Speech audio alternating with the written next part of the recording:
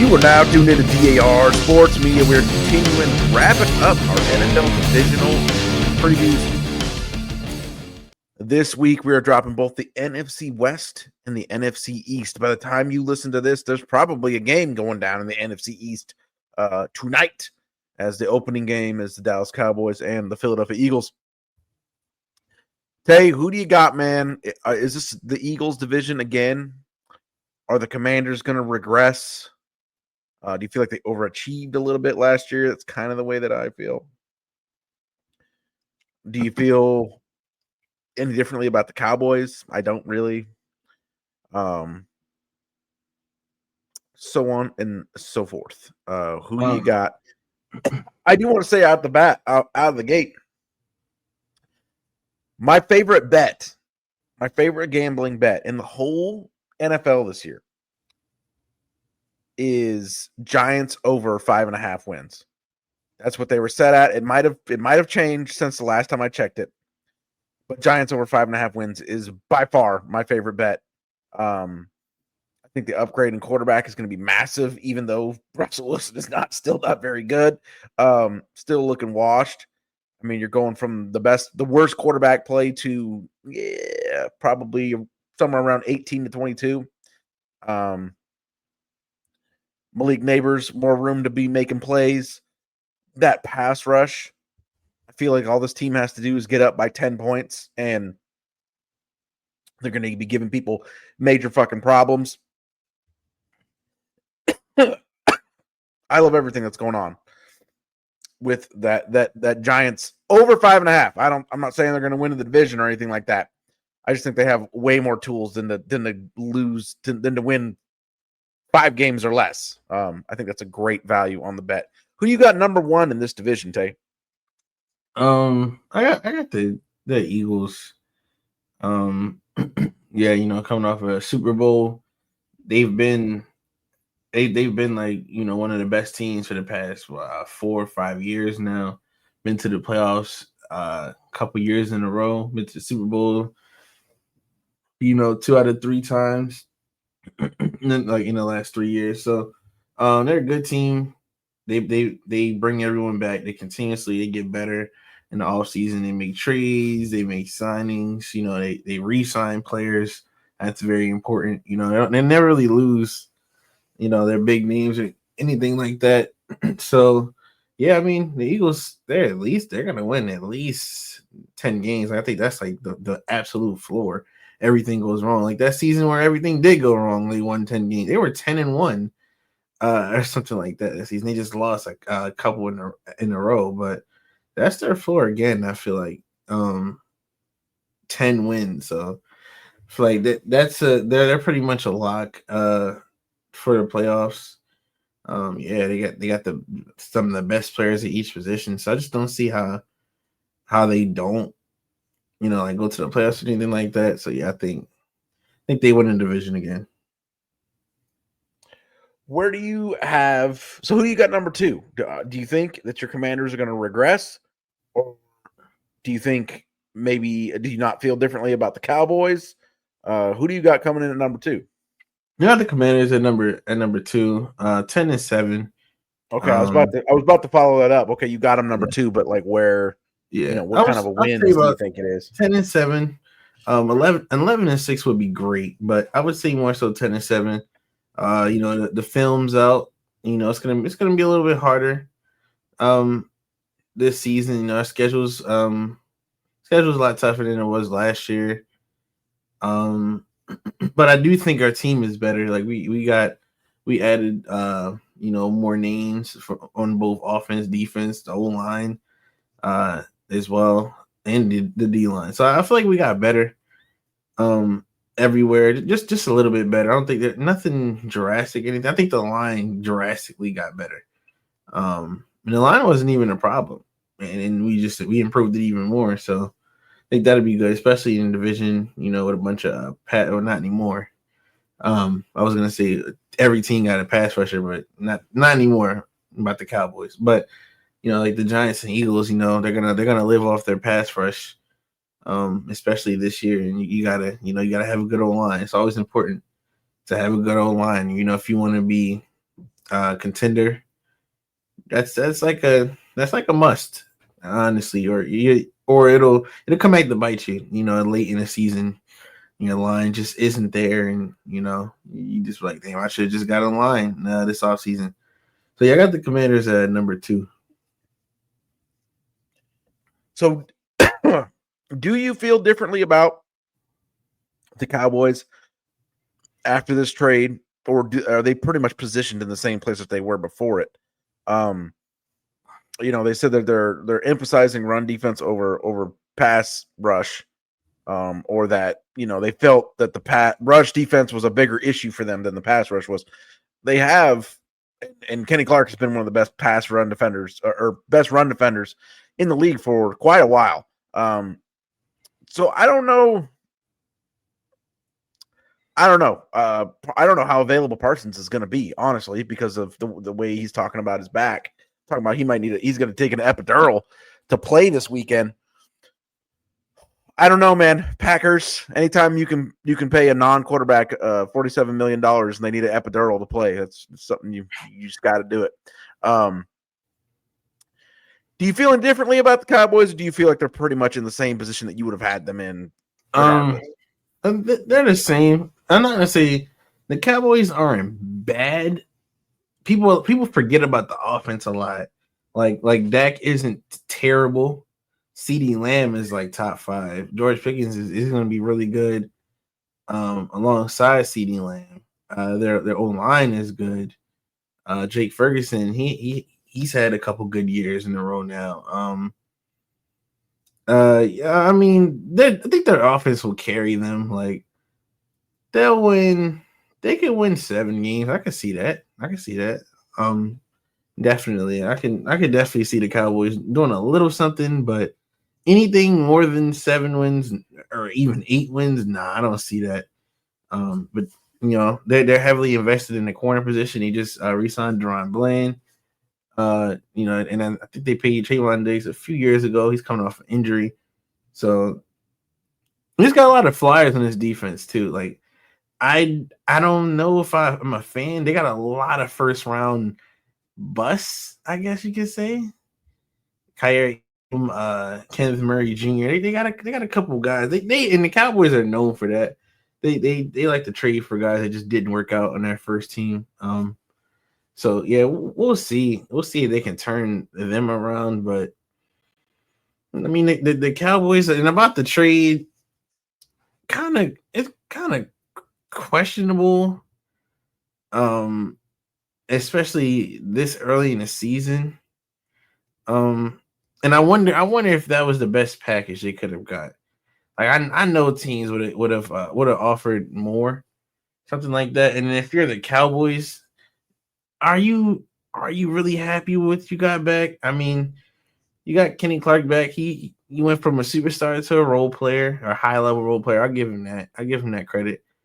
And then you just get a little older on defense now, and I don't know. I just don't. I don't know how I feel about that. I mean, it benefits me and in my Commanders fandom, but just thinking Cowboys, like, I don't know. It's a waste. Like, they fooled us with the George Pickens trade. That's how I feel. Like, you might as well just restart. And you traded your youngest best player. But you signed Dak and stuff like that.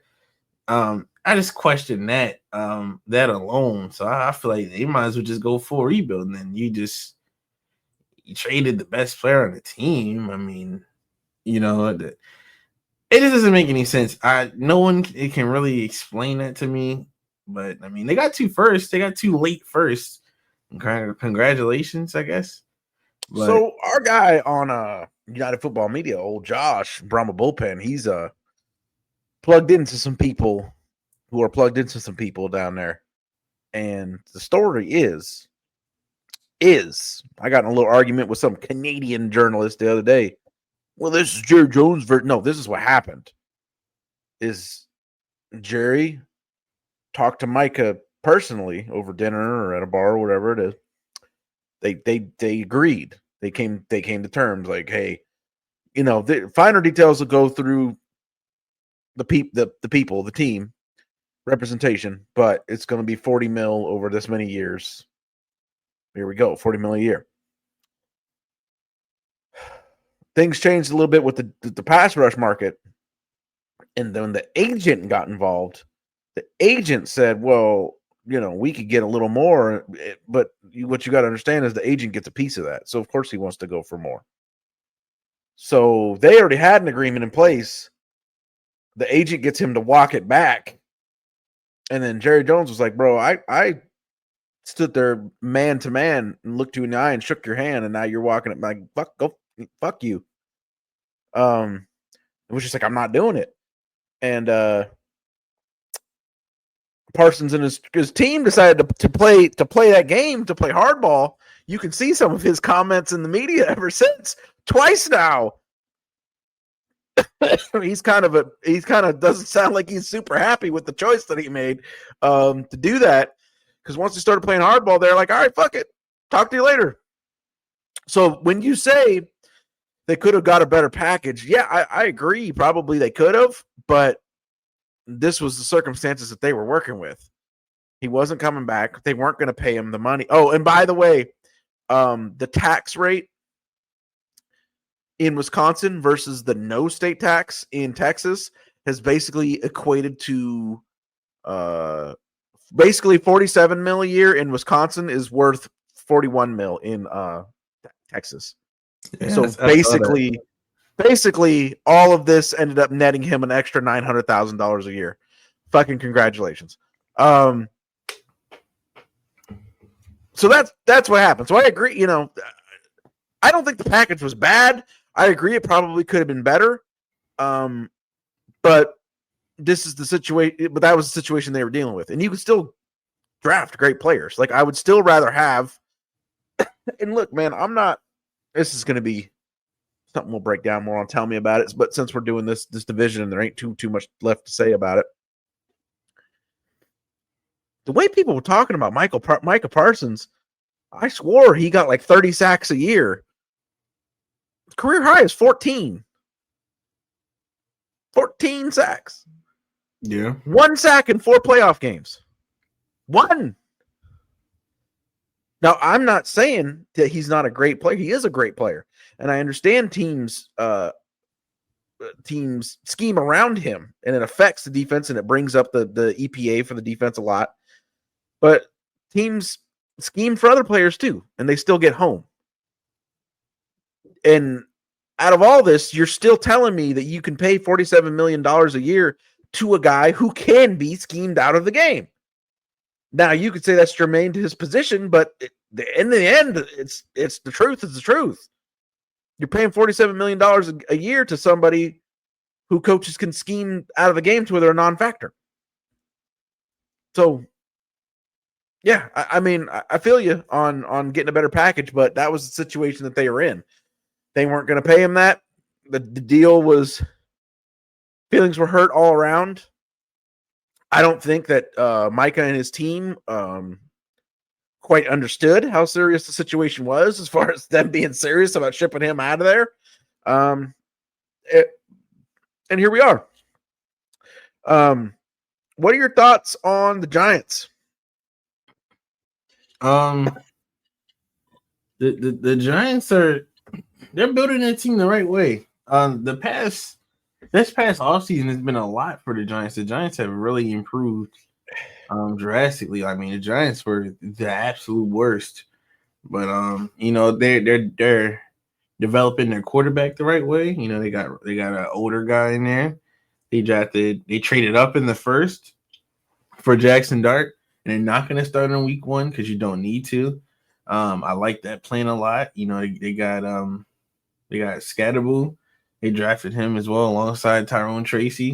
Tyrone Tracy had a good year, but the Giants wanted to apply more pressure to the running back position, and they got another.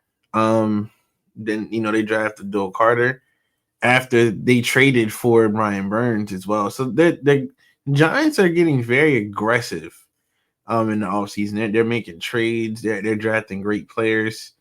The Giants are trying to win pretty soon, and I feel like they're doing things the right way. You see where they're going. You see the trajectory of the team. I don't think they're going to be that good this year. They could win some games. Like they could win 6 games. I can see that, or even 7. I can see that as well. Their schedule is just not the easiest to me. Like just looking at it, it's not the easiest to me. But they could definitely win some games. They could steal some in the division. Yeah, I wouldn't be surprised over that. But yeah, the Giants are the Giants are like a year away. Yeah, they're a year away. They need a little bit more firepower on offense, but yeah, got to see it. But the defense looks good so far. Especially you talk about a year away, man. Dart, he looked fucking fantastic in the preseason. Mm-hmm. But the fact that the team overall has enough talent to where they don't want to just throw him in. They want to give it a go with the veteran, with Russ. I mean, I think that says a lot. But definitely a year, if they can add a little bit more to the secondary, add another playmaker on the other side of Neighbors, and then Dart is ready to go next year. I agree that this could be a very, very interesting squad next year. I still think they're going to be more spicy than people expect this year. MVP, Rookie of the Year in the NFC East. Who do you got for the MVP? MVP definitely Jaden Daniels. Jaden Daniels okay. Yeah, come on, man. That's the best player in the division. By a lot. But yeah, I think just based off of last year, he's got to carry it into next year, and he has to be really good for the Commanders to be good. So just kind of like last year. I'm not gonna say carry because I feel like we have good enough weapons, but especially after the offseason, we made some moves, but yeah, I think he'll clear cut be the best quarterback. People still say Jalen Hurts, which I get, and I can accept that, because he was a part of the Super Bowl and stuff, so I can accept that. But individually, I think Jaden should separate himself even more this year. I don't think that should really be a conversation. And then he take the Commanders back to the playoffs. And Rookie of the Year, for this division, it was kind of tricky for me, but I'll have to go Abdul Carter. He has a ton of hype. He has a ton of hype. And based off of his hype and potential alone, people are like stamping this defense already. That hasn't happened yet. So, I've got to see that. And if he's as good as people say, and he's as good as he was in college, and if he matches the hype and really does turn his defense around, then he would definitely have to be the rookie year, because I don't see it without him, because it's just like, I don't know, like he needs to be the best pass rusher on the team, like better than Brian Burns, better than Thibodeau. I mean, Thibodeau isn't all that good. That's why I drafted another one. So, if this hype is what they say it is, then and one player can turn a defense around like that, he would definitely have to be rookie of the year. So for MVP, I think I gotta agree with you, because if the Commanders go into the place that we want them to go to, that we think they can be, it's gonna be on the back of Jaden Daniels. I think the defense is gonna regress a little bit, possibly. I don't know how much they did to add playmakers around him. I like the upgrades that they made to the offensive line, but otherwise, I think that Jaden Daniels in this Cliff Kingsbury system is going to have to really lead the way for them to be the team that we think that they can be, 10 or 11 wins. For my Rookie of the Year, feels, obvious, simple, whatever, to take Abdul Carter. I'm going to go with Jihad Campbell up there with the Philadelphia Eagles, filling in for an injured Nakobe Dean. He's going to have a lot of opportunities to make a lot of plays and make a lot of tackles, a lot of splash plays, a lot of big hits. Already looking like a good one throughout camp in the preseason. So I have no doubts that he's going to fill right into this defense that was built, farmed from the SEC. I have no doubts about their ability to control the way that they controlled last year, and that Jihad Campbell's going to make a ton of plays and make a really, really great case for himself for Rookie of the Year. This has been the NFC East preview with DAR Sports Media. We are doing another double drop this week. So back-to-back, be looking out for the NFC West. That's also going down right here, right now. And that's because the world of DAR never stops.